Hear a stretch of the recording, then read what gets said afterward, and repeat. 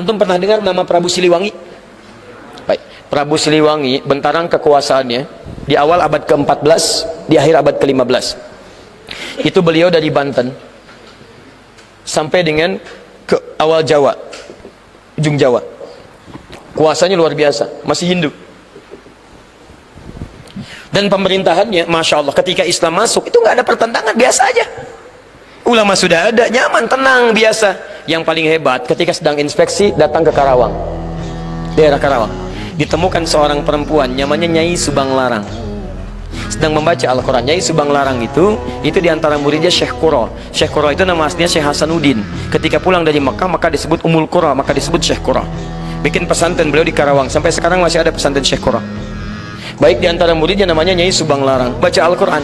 Begitu dibaca, datang ini mendengar bacaannya, melihat siapa yang baca, seketika jatuh hati. Bukan jatuh kaki, hati. Masya Allah. Begitu dilihat, langsung mengajukan lamaran. Penguasa, raja, kaya, tampan, Masya Allah. Tiba-tiba anak antum dilamar, kira-kira terima nggak? Kaya, tampan, penguasa, diterima nggak? Halo? Jangan dulu, lihat dulu, ini kan bukan muslim. Oh, bukan pakai bukan muslim. Quran surah kedua ayat 221, lihat kalimatnya.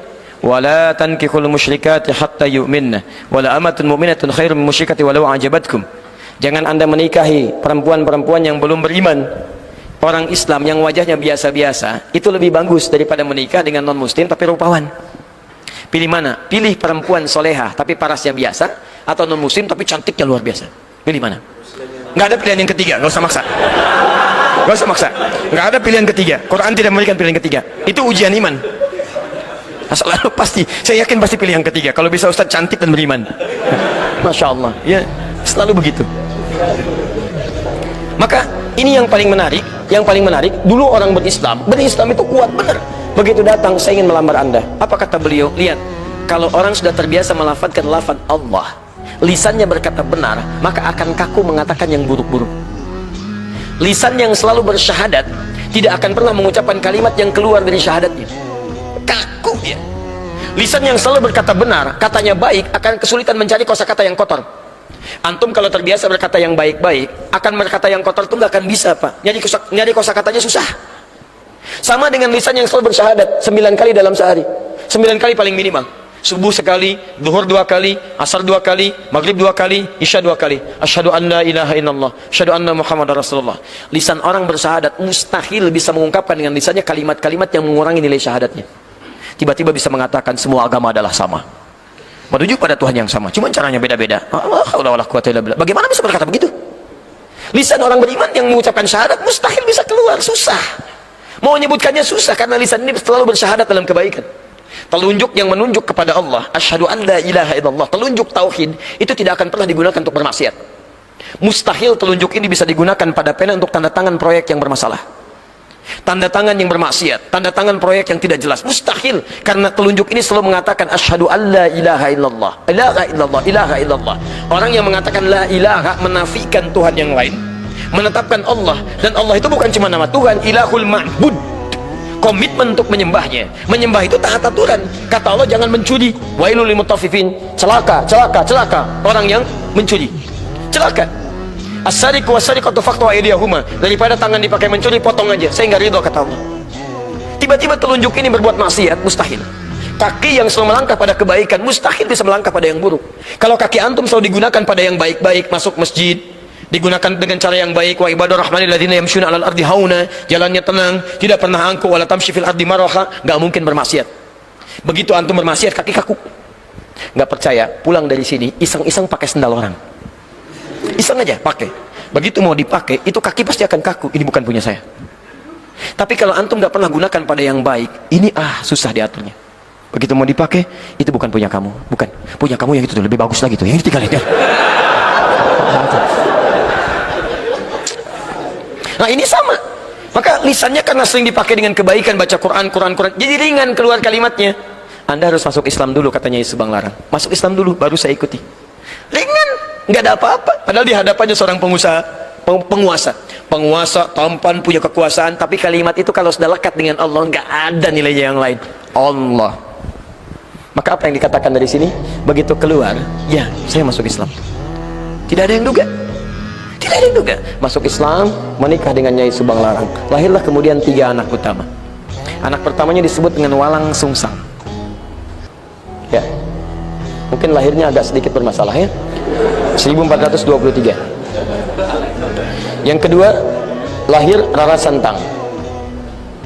Lahir tahun 1426. Yang ketiga, Raja Sengara. Begitu lahir melotot ya. 1427. Raja Sengara. Baik, yang paling menarik semuanya masuk Islam, jelas. Walang Sungsang berubah nama jadi Abdullah Iman. Abdullah Iman. Masya Allah. Perhatikan, ini begitu Islam masuk membawa pedoman kebaikan, jadi baik. Dengan Hindu gak ada masalah, dengan Buddha gak ada masalah. Tiba-tiba masuk Islam dan berubah jadi kebaikan. Tiba-tiba apa yang terjadi? Ini yang mau saya tunjukkan. Ini berubah jadi Abdullah Iman. Kemudian ini Rara Santang berubah jadi Syarifah Mudaim. Syarifah Mudaim. Pergilah haji. Saat pergi haji itu, tiba-tiba setelah selesai mau kembali, datanglah seorang laki-laki yang melihat Syarifah Mudaim, kemudian jatuh hati, minta kepada kakaknya Abdullah Iman untuk melamarnya. Maka diizinkan menikahlah kemudian. Menikahlah Syarifah Mudaim dengan seorang laki-laki itu. Namanya siapa? Namanya Syarif Abdullah. Berasal dari Mesir. Maka diboyonglah ke Mesir. Saya simpan dulu di sini. Abdullah Iman kemudian pulang ke Nusantara, bertemu lagi dengan bapaknya. Setelah pulang, Prabu Siliwangi punya gelar Pamanah Rasa, namanya Manah Rasa, ditugaskanlah kemudian untuk membimbing daerah. Lihat, mulai membimbing sekarang. Daerah yang sangat kumuh, saking kumuhnya disebut dengan lemah wungkuk. Lemah wungkuk. Lemah wungkuk. Masya Allah. Di sini ada campuran-campuran etnis, dari ada Arabnya, ada Cinanya, ada kemudian orang lokalnya, dan nggak ada masalah. Begitu orang Islam datang, ditata jadi bagus. Oh, mereka campuran, dalam bahasa lokal disebut dengan caruban. Caruban yang bercampur. Pekerjaan utamanya ngambil udang. Yang ambil udang kecil, dibikin kemudian terasi. Pakai air rebon, jadi rebon, air rebon, orang bilang sana Cirebon, jadi Cirebon. Orangnya caruban, tempatnya berubah dari Cirebon. Ditata dengan baik, jadi makmur, jadi bagus, berhasil di situ. Begitu nilai keislaman dilakukan, haji pulang dari sana, merubah lemah wungkuk yang kotor jadi Cirebon. Etnis yang bercampur, punya kemudian tata usaha yang baik. Caruban aslinya kemudian menyebar sampai ke wilayah Lasem. Antum kalau nanti dari Semarang belok ke Demak, Demak ke Kudus, Kudus ke Pati, Pati ke Rembang, ke Lasem. Lasem ini Masjid Agung, sekitar enggak terlalu jauh lah ya, 200 meter lah dari Masjid Agung sebelumnya. Ada sebelah kiri arah pantai namanya Caruban. Sampai sekarang Caruban. Ya, karena ada etnis di situ, termasuk Cina pertama datangnya lewat sana. Karena itu disebut dengan Caruban. Ini lemah wungkuk jadi Cirebon. Yang ini pulang ke Nusantara setelah 20 tahun, bawa anak. Anaknya bernama Syarif Hidayatullah. Maka ketika pulang kemudian diberikan wilayah di Gunung Jati, maka dikenal dengan Sunan Gunung Jati. Teman-teman sekalian, ternyata di sinilah kemudian menyebar Islam. Syarif Abdullah ini ternyata anak seorang ulama yang juga berdakwah di Nusantara. Lihat madrasah Nabi, melahirkan seseorang, datang ke Baros, menyebar. Dari Baros punya keturunan, menyebar lagi. Dakwah.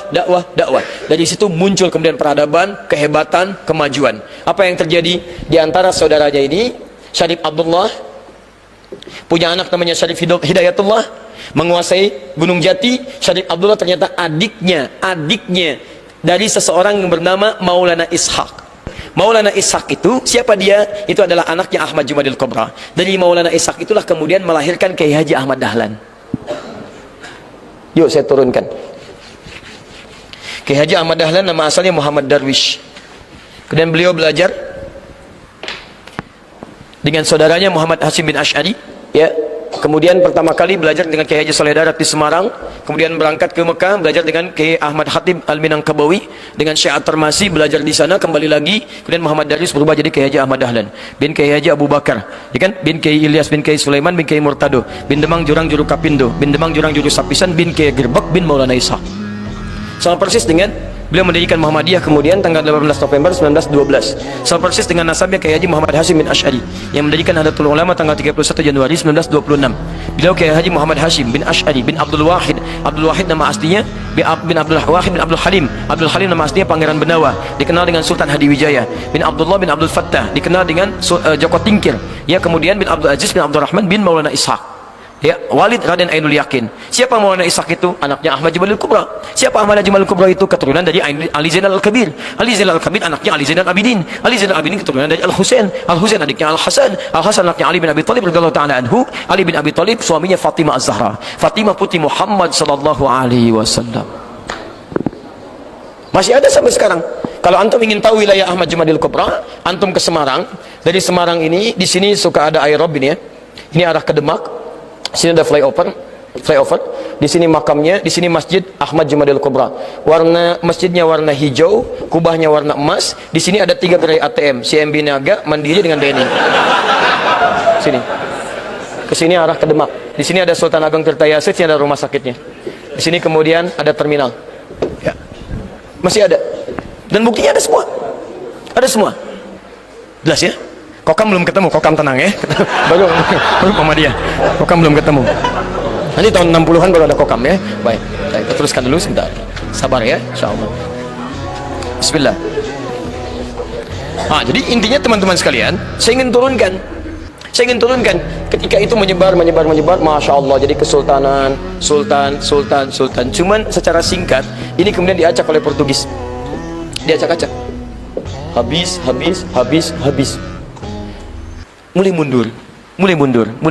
Kurang lebih 300 tahun kemudian datang VOC.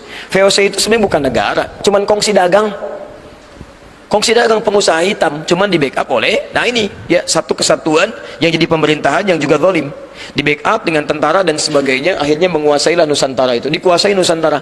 Bayangkan 300 tahun. Saya ulang, bayangkan, kebayang nggak? Belum saya ceritain, kan? Wah, segala hal dikuasai. Ya, ada yang maju dibunuh, ulama segala dihancurkan, macam-macam. Ya, maka terjadilah kemudian perjuangan. Dari mulai segalanya. Ya, ada yang bergerak dari mulai ujung sampai ke ujung, dari Aceh sampai ke ujungnya. Mohon maaf, ada muncul, ada Pangeran Diponegoro, ya ada Imam Bonjol, ada macam-macam sampai dengan ke wilayah timur.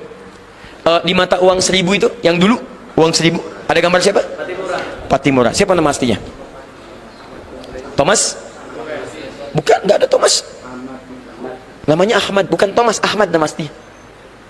Bukan Thomas, awas hati-hati ya, hati-hati. Ternyata namanya itu bukan Thomas, namanya Ahmad Lusi. Ahmad Lusi ini seorang kiai, punya pesantren, punya banyak murid. Beliau yang membawa murid-muridnya untuk melawan penjajahan pada saat itu. Pertanyaan saya, kenapa kok tiba-tiba jadi Thomas? Jauh kan dari Ahmad ke Thomas. Kalau disebutkan Thomas, apa yang terbayang? Oh, jangan dulu ke situ. Thomas itu banyak, ada kereta-keretaan, ada mobil-mobilan, ada badminton, ada macam-macam. Ya, tapi umumnya orang akan berpersepsi lain. Kalau Ahmad gak ada yang lain. Disebutkan Ahmad, apa yang terbayang? Sudah gak ada yang lain kecuali Muslim. Satu kali disebutkan di Quran, surah ke-61 ayat yang ke-6, paling kiri sebelah atas. Min ba'di ismuhu Ahmad, gak ada yang lain. Kok tiba-tiba jadi Thomas? Ini antum bisa bayangkan siapa yang bikin sejarah. Dan yang paling hebat adalah setia ini berjuang 300 tahun gak berkembang. Apa yang terjadi di sini, titik yang mau saya sampaikan, sampai ketemu Indonesia. Ya, sampai kemudian di akhirnya berbentuk hal-hal kebaikan-kebaikan dengan segala sinergitas sampai ke Kokam, sampai saya ke sini berakhir, ya. Nah, sekarang lihat sini. Bismillah. Api sejarah halaman 347, posisi paling kanan di sebelah bawahnya. Lihat sini. Setelah semua berjalan dengan luar biasa dahsyatnya, kumpullah kemudian beberapa orang soleh, terkhusus 4 orang. Ada Sayyid Abdurrahman, ada Sayyid Muhammad, ada Sayyid Sehan, ada Sayyid Al-Fakhri, berkumpul di Tanah Abang, wilayah Tanah Abang sekitaran Krukut. Kumpulnya pada hari Senin Kliwon, tanggalnya 17 Juli tahun 1905, bertepatan dengan 13 Jumadal Ula. Di buku itu salah tulis, dituliskan Jumadil Awal, seharusnya Jumadal Ula. Nggak ada Jumadi ya, yang ada Jumada. Tum tahu bedanya Jumadi dengan Jumada? Kalau Jumadi itu orangnya, kalau Jumada itu musimnya. Jumada itu musim gugur, musim kering. Ya, kering. Jadi saat semuanya sudah gugur, tumbuh-tumbuhan menggugurkan daun dan sebagainya, orang menyebutnya Jumada. Ula tahap gugur pertama, Jumada tsaniyah tahap gugur yang kedua, sampai muncul musim panas yang luar biasa panas. Ya, sampai ke Ramadan puncaknya. Kalau Jumadi itu orangnya, tapi bahasa Arab ya, bukan bahasa Jawa. Jumadi itu orangnya, orang yang kering, ya, gugur. Jadi kalau misalnya namanya Hasan misal, tapi kalau diajak senyum susah, kering gitu ya. Nah itu orang Arab bilang enta Jumadi. Masya Allah gitu ya. Tapi bukan bahasa Arab ya, awas. Pulang-pulang dari sini Jumadi. Masya Allah. Baik. 13 Jumadal Ula tahun 1323 Hijrah. Maka berkumpullah kemudian 4 ulama ini dirumuskan. Kita mau sampai kapan begini? Kita kehilangan pedoman ini karena terpecah-pecah. Maka mereka kumpul berinisiatif untuk mengembalikan pada pedoman utama, hudan tadi. Apa yang salah dari kita? Setelah sebelumnya Jakarta juga pernah belajar dari peristiwa Jakarta. Sebelumnya kan Batavia dikuasai oleh Portugis. Siapa yang mengalahkan itu? Bukan Syarif Hidayatullah. Bukan. Namanya Fathullah. Orang lokal menyebutnya Fatahillah. Portugis menyebutnya Faletehan. Siapa Fathullah itu? Beliau adalah menantu Sunan Gunung Jati. Sunan Gunung Jati, Syarif Hidayatullah punya satu putra, satu putri. Putra pertama bernama Muhammad. Putrinya yang kedua itu menikah dengan Fathullah yang berasal dari Parsi. Dari Parsi, Samudra Pasai. Ya, dari Samudra Pasai. Beliau datang, jadikan menantu, panglima perang yang luar biasa, taat kepada Allah Subhanahu wa taala. Kemudian saat datang kemudian ke wilayah Gunung Jati, di Batavia sedang dikuasai, maka diminta untuk berjihad membebaskan Batavia. Dipimpin pasukan, berwudu dulu, wudu, kemudian salat, berdoa kepada Allah Subhanahu wa taala. Berangkat pasukannya sehingga bertempur di sana, dan alhamdulillah dengan izin Allah tanggal 22 Ramadan. Ya. Tahun 923 Masehi, ya pada saat itu. 923 Hijriah, maaf. 923 Hijriah. 22 Ramadan, bertepatan dengan 22 Juni tahun 1527. Maka dikalahkan Portugis. Dari situ digantilah kemudian namanya dari Batavia menjadi nama syukur kepada Allah. Karena itu dibuka oleh Allah, dibuka disebut dengan Fatah, dikembalikan ke surah 48 ayat pertama. Inna fatahna laka fatham mubina. Kami yang buka, bukan kamu yang dengan kehebatan kamu. Kalau bukan dengan izin Allah, bagaimana bisa tombak menghancurkan dan mengalahkan pasukan-pasukan dengan senjata yang lebih bagus, modern. Maka dikatakan inna fatahna laka fatham mubina. Diambillah kemudian Batavia diganti Fatham Mubina. Fatham Mubina dalam bahasa lokal disebut dengan Jayakarta. Jayakarta disingkat jadi Jakarta. Makanya Jakarta itu sampai sekarang hari ulang tahunnya, hari jadi kota Jakarta sama persis ketika dibebaskan oleh Fathullah, 22 Juni 1527. Setiap tanggal 22 Juni hari lahir kota Jakarta. Lahir, artinya sebelumnya belum lahir. Belum ada. Siapa yang mengadakan itu? Allah. Di tangan siapa? Orang Islam. Datang orang Islam, jadi Jakarta. Allahu Akbar. Jelas ya? Baik, jadi teman-teman sekalian, ini nggak ada kaitan dengan masa-masa yang lain-lain ya. Kita hanya ingin sampaikan sejarah membuktikan bahwa ketika orang Islam ada dimanapun selalu memberikan kebaikan, termasuk untuk bangsa ini. Hati-hati. Jadi kalau ada yang tidak baik dari orang Islam akan berpengaruh kepada bangsa kita. Antum jadi lebih baik, Allahu Akbar. Negara ini akan makmur, sejahtera, bagus luar biasa. Karena nggak cukup dengan amin. Kita kembalikan dulu, lihat. Ke sini.